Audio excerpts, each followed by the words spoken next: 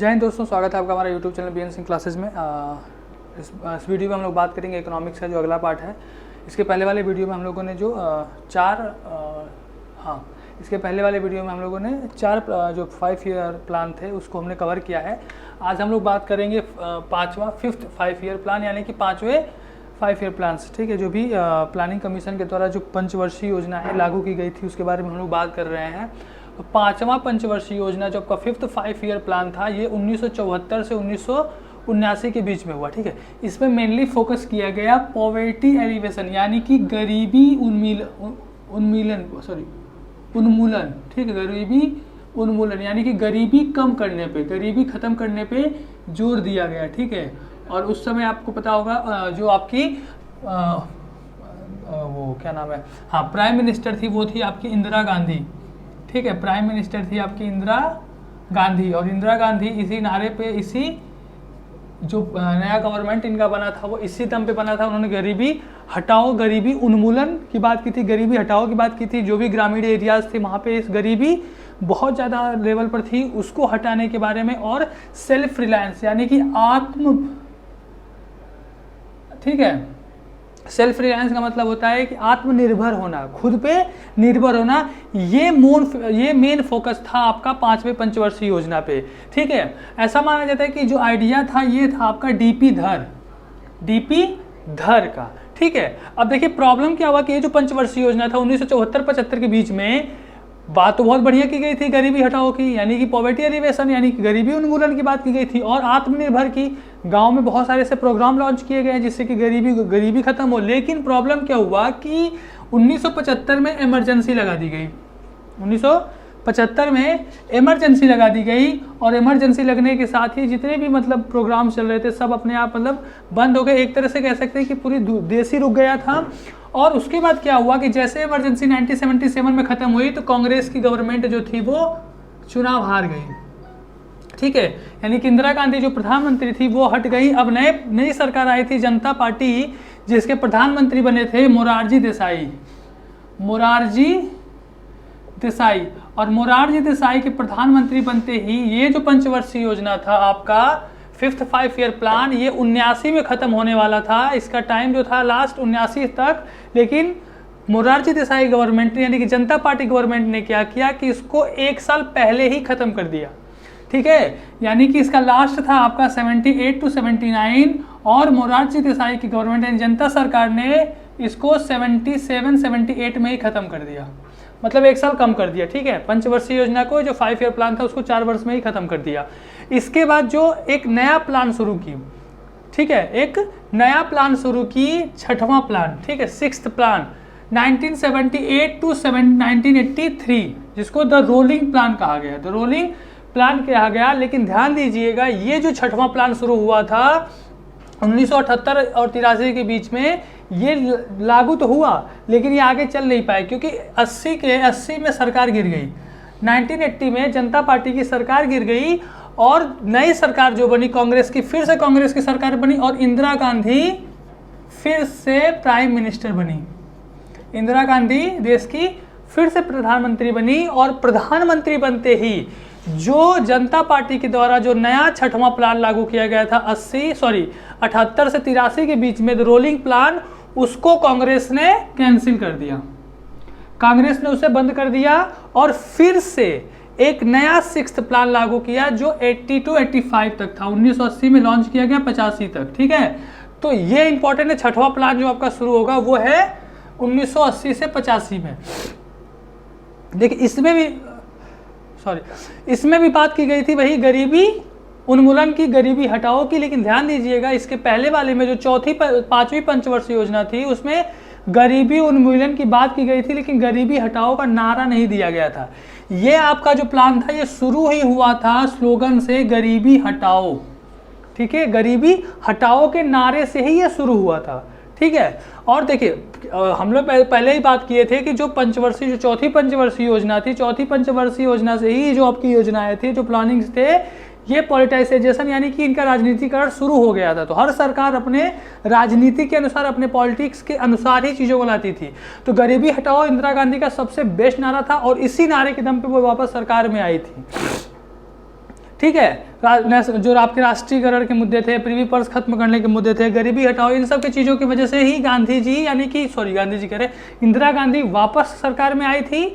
और जो छठवां प्लान था वो स्लोगन इसी स्लोगन से स्टार्ट हुआ था, गरीबी हटाओ। ठीक है, इसके लिए गाँव में बहुत काम किए गए हैं, गाँव में गरीबी हटाने के लिए बहुत सारे प्रोग्राम लॉन्च किए गए, ये सब चीज़ें हुई।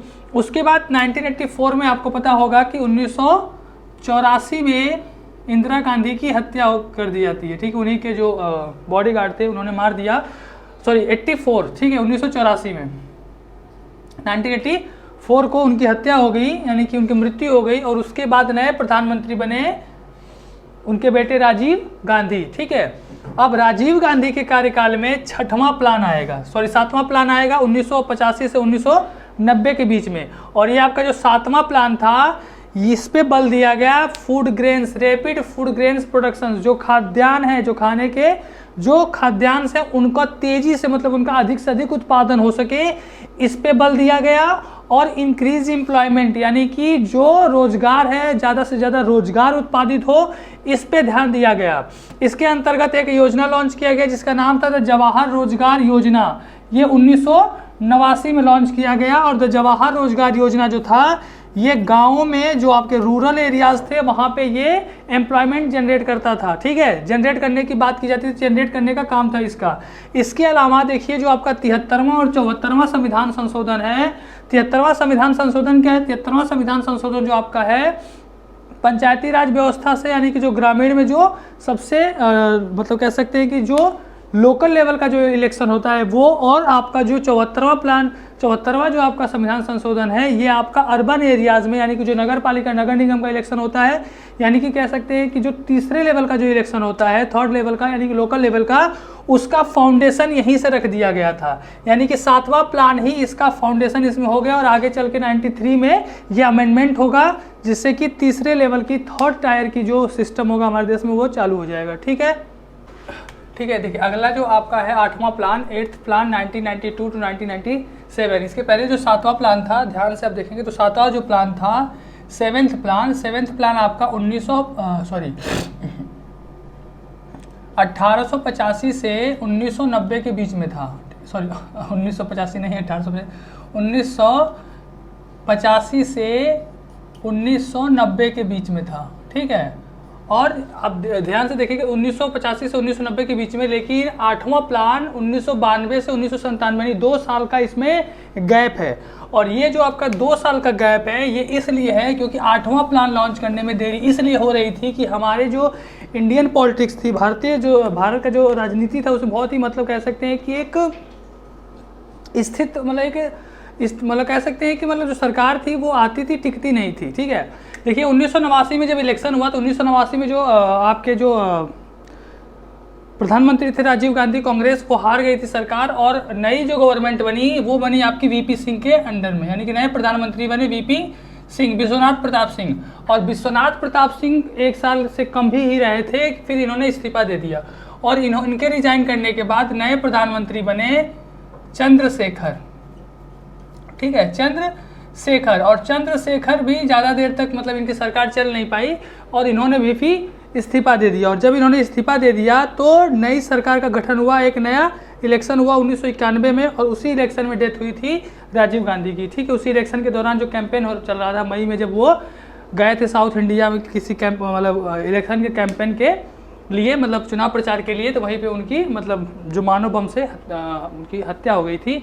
तो ये जो बीच में जो 2 साल का जो समय था, ये मतलब कह सकते हैं कि राजनीति के लिए मतलब उस समय सरकारें आ रही थी, जा रही थी, तो दो प्रधानमंत्री बदल गए थे, वीपी सिंह और चंद्रशेखर, और मतलब इसलिए जो आठवां प्लान था वो लॉन्च नहीं हो सका था। अब आठवां प्लान लॉन्च हुआ जब नई सरकार बनी, उसके प्रधानमंत्री थे पीवी नरसिम्हा राव नए प्रधानमंत्री बने। और नए प्रधानमंत्री बनते ही उनके जो वित्त मंत्री थे मनमोहन सिंह, तो पीवी नरसिम्हा राव, ठीक है, ये आपके नए प्रधानमंत्री बने। और इन्हीं के समय में ये आपका आठवां प्लान लॉन्च किया गया 1992 से 97 के बीच में। अब देखिए 1990 का जो समय था वो उस समय हम लोग देखें जो 80s का लास्ट दशक था, तो भारत का जो अर्थव्यवस्था थी वो मतलब कह सकते हैं कि अपने सबसे खराब दौर में गुजर रही थी, सबसे खराब स्थिति में थी हमारी अर्थव्यवस्था। तो हम लोगों ने क्या किया कि जो हमारे अर्थव्यवस्था के जो सिस्टम था, जो प्लान था, वो हमने चेंज करने की बात की। यानी कि जो नया इकोनॉमिक एनवायरनमेंट था, जो इकोनॉमिक रिफॉर्म्स लाए जा रहे थे इंडिया में, वो जुलाई 1991 में ही लॉन्च कर दिए गए थे। यानी कि नई सरकार आने के साथ ही हम लोगों ने जो उस समय देखिए कह सकते थे कि जो पहले का जो एनवायरनमेंट सिस्टम, जो हमारा इकोनॉमिक सिस्टम था, एक लाइसेंसी राज कहते थे, बहुत सारे मतलब प्रॉब्लम थे, फॉरेन डायरेक्ट इन्वेस्टमेंट नहीं था, ऐसी चीज़ें नहीं थी। उन सब चीज़ों को हमने ओपन कर दिया। यानी कि अब हम लोग LPG के दौर में आ गए। LPG, ठीक है, लिबरलाइजेशन, प्राइवेटाइजेशन और ग्लोबलाइजेशन, ठीक है। इस दौर में हमारी इकोनॉमी एंटर की, हमने FDI को अलाउ किया, foreign direct investment, FPI allow किया, फॉरेन पोर्टफोलियो इन्वेस्टमेंट, और इन सब के जरिए देखा जाए तो जो हमारा इकोनॉमी था एक तरह से अब ओपन हो गया, ठीक है। हमारी अर्थव्यवस्था जी थोड़ा बहुत सारे उसमें रिफॉर्म्स हुए। अब उसके रिफॉर्म्स के साथ ही बहुत सारे चैलेंजेस आ गए, ठीक है। उन्हीं सभी चैलेंजेस को पूरा करने के लिए 8वां प्लान लॉन्च किया गया था। और देखिए सबसे बड़ी इंपॉर्टेंट चीज़ थी कि इन सब चीज़ों के लिए एक इंफ्रास्ट्रक्चर यानी कि मूल ढांचा बनाना, और उस समय माइक्रो स्टेबलाइजेशन पॉलिसीज़, यानी कि जो आपके दो तरह के माइक्रो और मैक्रो होते हैं, उनको स्टेबलाइज करना, जो कि उस समय बहुत ज़रूरी था, ठीक है। इसके अलावा उस समय देखिए जो फिजिकल डिफिसिट थे, यानी कि वित्तीय घाटा था, बढ़ रहा था। आपके जो इन्फ्लेशन के जो दर थे, यानी कि जो मुद्रास्फीति की दर थी, वो तेज़ी से बढ़ रही थी, यानी कि अनस्टेबल था, ठीक है। तो इन सब को कंट्रोल करना, यही आपका मेन उद्देश्य था 8वां प्लान का, 1992 से 97 के बीच में। अब देखिए इसके बाद आया 9वां प्लान, यानी कि 9th प्लान 1997 से 2002 के बीच में, ठीक है। अब देखिए इसमें भी क्या हुआ कि 97 में जो सरकार आपकी गवर्नमेंट यानी कांग्रेस की सरकार, वो PV नरसिम्हा राव की चली गई। उसके बाद आपके बने प्रधानमंत्री अटल बिहारी वाजपेयी, और अटल बिहारी वाजपेयी के बाद भी मतलब वो सरकार उनकी चल नहीं पाई, 13 दिन की मात्र सरकार थी। उसके बाद आपके आए HD देवगौड़ा, और देवगौड़ा की भी सरकार नहीं चल पाई। उसके बाद आए आपके इंद्र कुमार गुजराल, IK गुजराल, ठीक है, और इनकी भी सरकार नहीं चल पाई। उसके बाद फिर से अटल बिहारी वाजपेयी। तो ये भी आपको कह सकते हैं कि ये भी जो दौर था आपका 97 से 2002 के बीच में, इसमें भी सरकार जो थी वो स्टेबल नहीं थी। अब अंत में आते हैं जो 9वां प्लान था, 9th प्लान था, ये आपका जब लॉन्च किया गया तो उस समय जो इकोनॉमी थी, जो अर्थव्यवस्था थी, वो अपने स्लो डाउन में थी। यानी कि जो ग्रोथ रेट था वो बहुत कम था, ग्रोथ रेट अपना कम था, क्योंकि उस समय south east Asian financial crisis का दौर चल रहा था, ठीक है, 1996 के 97 के बीच में। फिर भी जो 9वां प्लान था उसने जो लॉन्च किया एक आपका BMS प्लान, यानी कि बेसिक मिनिमम सर्विसेज लॉन्च किया गया इसके द्वारा। वो इसमें 7 सर्विसेज थी, 7 BMC यानी 7 बेसिक मिनिमम सर्विसेज थी। कौन कौन से? पहला, पानी का सेफ ड्रिंकिंग, यानी कि पानी की उपलब्धता, साफ पानी की उपलब्धता। प्राइमरी हेल्थ सेंटर यानी कि PHC, यानी कि जो सबसे मतलब कह सकते हैं प्राइमरी हेल्थ सेंटर, यानी कि जो गाँवों में जो आपके ब्लॉक लेवल या जो ग्राम लेवल पे जो आपके हेल्थ सर्विसेज होते हैं वो। यूनिवर्सलाइजेशन ऑफ प्राइमरी एजुकेशन, प्राथमिक शिक्षा का सार्वभौमिकरण यानी कि universalisation. Public housing assistance to the shelterless poor families, जो गरीब परिवार है जिनके पास रहने के लिए कुछ नहीं है, उनको पब्लिक हाउस यानी कि घर प्रदान करना। न्यूट्रिशनल सपोर्ट फॉर चिल्ड्रेन, जो छोटे बच्चे हैं जो उनको न्यूट्रिशनल सपोर्ट देना, ठीक है। इसके बाद connectivity of all village and habitants. और लास्ट था आपका स्ट्रीमलाइन द PDS सिस्टम, यानी कि जो आपका पब्लिक डिस्ट्रीब्यूशन सिस्टम है उसको व्यवस्थित करना, सुव्यवस्थित करना। PDS आपका क्या होता है? Public distribution service. आपको पता होगा गांव में जो सरकारी दुकान होती है जहां से मतलब जो राशन लिए जाते हैं महीने में, जो गरीब लोगों को राशन प्रोवाइड करवाया जाता है, वो जो करवाई जाती है PDS के माध्यम से, ठीक है, पब्लिक डिस्ट्रीब्यूशन सिस्टम के माध्यम से, ठीक है। तो इसमें हम लोग 9वें प्लान तक बात किए हैं। अगले वीडियो में हम लोग 10th, 11th और 10th जो तीनों हैं प्लान्स, इसके बाद की उसको बात करेंगे। उसके बाद हम लोग नीति आयोग के बारे में बात करेंगे, ठीक है। थैंक यू, जय हिंद।